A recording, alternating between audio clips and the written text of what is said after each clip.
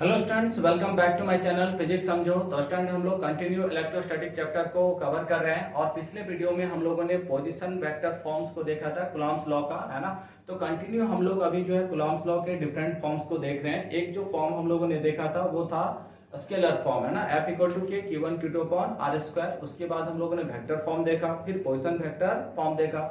अब जो हम लोग देखने वाले हैं वो सुपर पोजिशन फॉर्म है ना। ये फोर्थ फॉर्म है उसका, जिसे हम लोग सुपर पोजिशन प्रिंसिपल के नाम से भी जानते हैं। ठीक है, तो चलिए स्टार्ट करते हैं। तो student super position principle topics को स्टार्ट करने से पहले हम लोग एक छोटे से स्टोरी को देखते हैं, ठीक है, और फिर उस स्टोरी के बेसिस पे हम लोग किसको देखेंगे, सुपर पोजिशन फॉर्म को।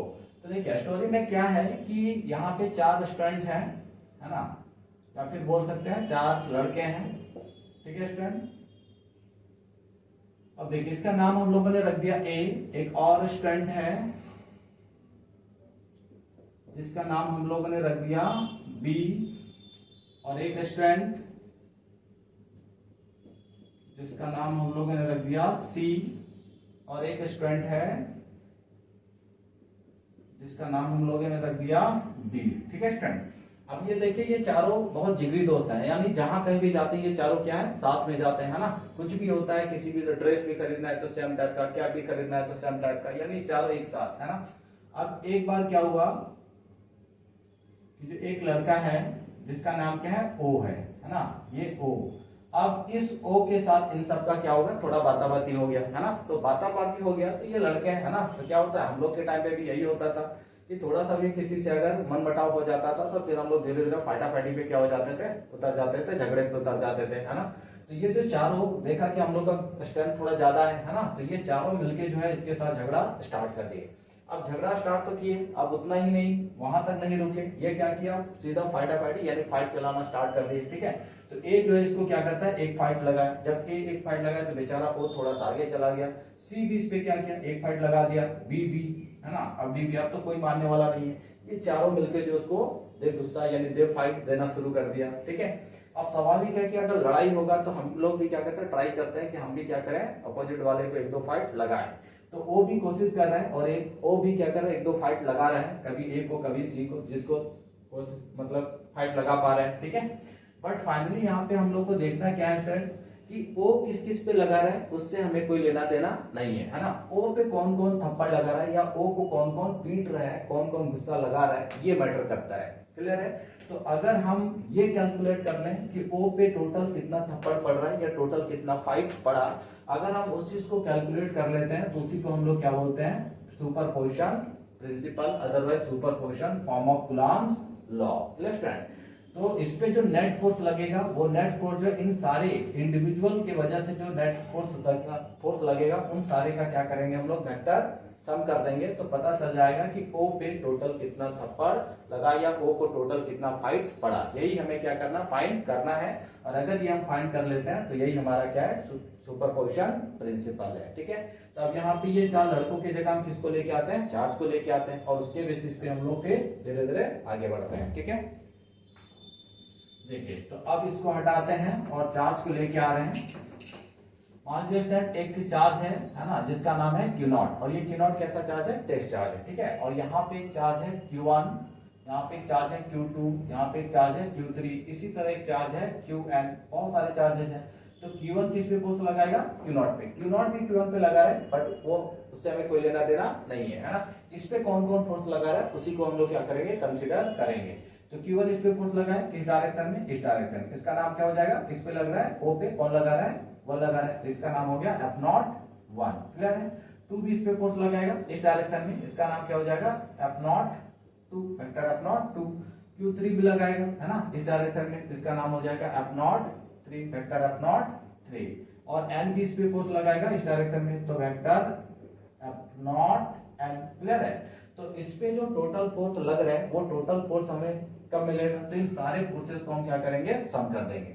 जो भी इंडिविजुअल चार्जेस इस पे लगा रहे हैं उन सारे के फोर्सेस को ऐड कर देंगे, तो हमको पता चल जाएगा कि इस Q0 पे नेट फोर्स कितना लग रहा है ना, यानी इसके अराउंड जितने भी चार्जेस हैं। क्लियर स्टूडेंट, तो देखिए यही हमारा क्या है, सुपरपोजिशन प्रिंसिपल। तो इसका स्टेटमेंट क्या है, तो पहले स्टेटमेंट हम लोग लिख लेते हैं, है ना। तो इसका स्टेटमेंट है total force acting on a charge due to multiple charges is equal to vector sum of all the forces due to individual charges। ठीक है, ड्यू टू इंडिविजुअल चार्जेस, यानी अलग अलग चार्जेस की वजह से इसको जो फोर्स लग रहा है उन सारे फोर्सेस का क्या करना है, वेक्टर सम कर देना है, तो हमको क्या मिल जाएगा, नेट फोर्स मिल जाएगा। ठीक है, यानी हम इसको लिख सकते हैं that is F not is what, net force on Q not. ठीक है, ये क्या हो जाएगा, 1 के वजह से F naught 1 plus F naught 2 plus F naught 3 plus F not 4, इसी तरह चलता जाएगा and so on F naught N. ठीक है, तो ये हमारा क्या आ गया, एफ नेट निकल के आ गया। समझ में आया स्टूडेंट, क्लियर है यहां तक? ये हमारा क्या आ गया, एफ नेट आ गया।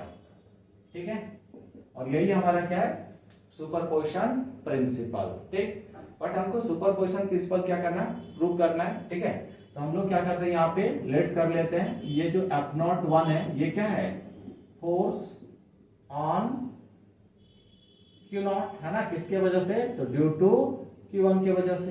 तो उसी तरह एफ नॉट 2 क्या हो जाएगा, force on Q naught due to Q2।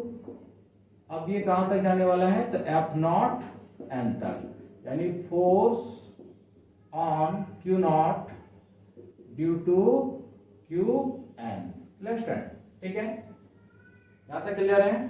चलिए आगे बढ़ते हैं। तो इसी चीज को हम लोग यहाँ पे क्या लिखेंगे, तो therefore F naught, vector F naught equal to F naught 1 plus vector F naught 2 plus vector F naught 3 है ना, and so on vector F naught N. अब देखिए यहाँ पे जो फोर्स है, ये फोर्स कैसा है, रिपल्सन वाला फोर्स है ना। यहाँ पे फोर्स कौन सा है, रिपल्सन वाला। तो हम लोगों ने पढ़ा था वेक्टर फॉर्म में 2 केसेस, एक अट्रैक्शन का और एक रिपल्सन का। अगर आपने वो वीडियो नहीं देखा है तो प्लीज आप पहले उस वीडियो को देखिए, तो आपको यहाँ पे अच्छे से क्लियर हो जाएगा। ठीक है, तो यहाँ पे जो भी फोर्सेस लग रहा है वो कौन सा, रिपल्सन वाला फोर्स है। मतलब यहाँ पे जो भी मेथड है वो हम कौन सा लगाएंगे, रिपल्सन वाला लगाएंगे। ठीक है, चलिए तो यहाँ पे इसको अगर हम लिखना चाहें एफ नॉट 1 को, तो क्या लिखेंगे, 1/4 पाई epsilon naught Q not Q1 upon क्या लिखते हैं, आर। तो आर देखिए रिपल्सन वाला है, तो यहाँ पे जो भी होता है वो चेंज हो जाता है ना, तो क्या लिखेंगे, R1 नॉट का स्क्वायर इनटू क्या हो जाएगा, यूनिट वेक्टर यानी R1 नॉट कैप। क्लियर है? फिर सेकंड वाले को लिखेंगे तो 1/4 पाई epsilon not Q not Q2 upon, अब देखिए एफ नॉट 2 है तो क्या हो जाएगा, R2 not square into R2 not cap. Clear है? इसी तरह हम लोग एन टर्म्स अगर लिखेंगे तो 1/4 पाई epsilon not Q not Qn upon क्या लिखेंगे, R। देखिए क्या हो जाएगा, N not square into N not cap. ठीक है, यहां तक क्लियर है? चलिए आप पहले इसको थोड़ा सा नोट डाउन कर लीजिए, फिर इस पार्ट को हम लोग और आगे बढ़ाते हैं।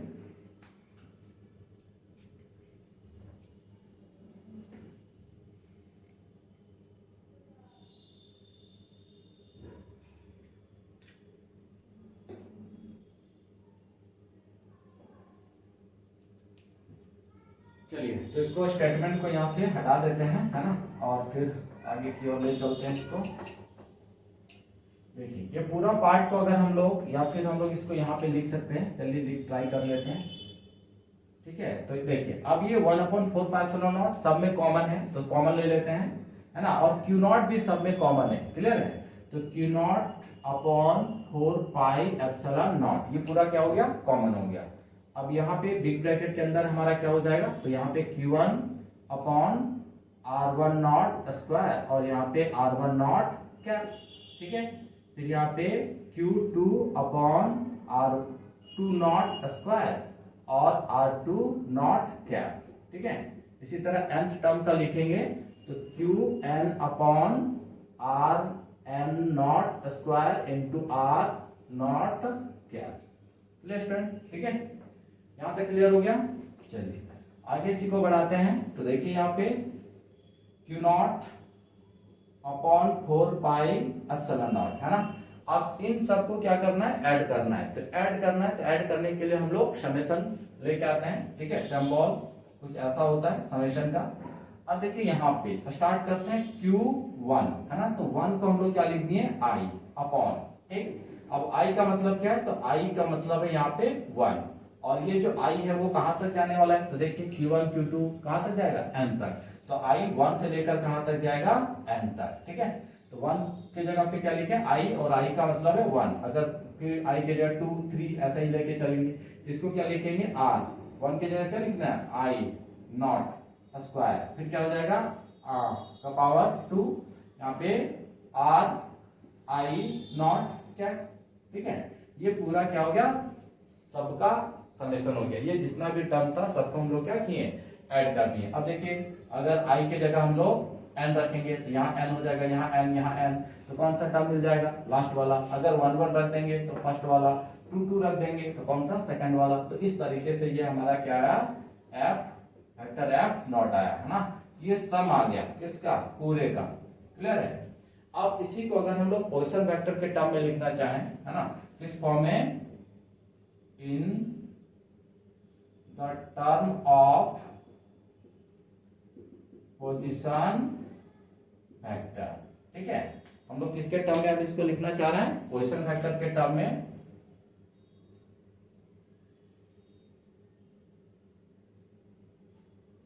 चलिए तो पोजीशन वेक्टर के अगर टर्म में इसी चीज को हम लोग लिखेंगे तो कैसे लिखेंगे, तो देखिए F naught, vector F naught equal to क्या हो जाएगा, Q naught upon 4 pi epsilon naught, है ना।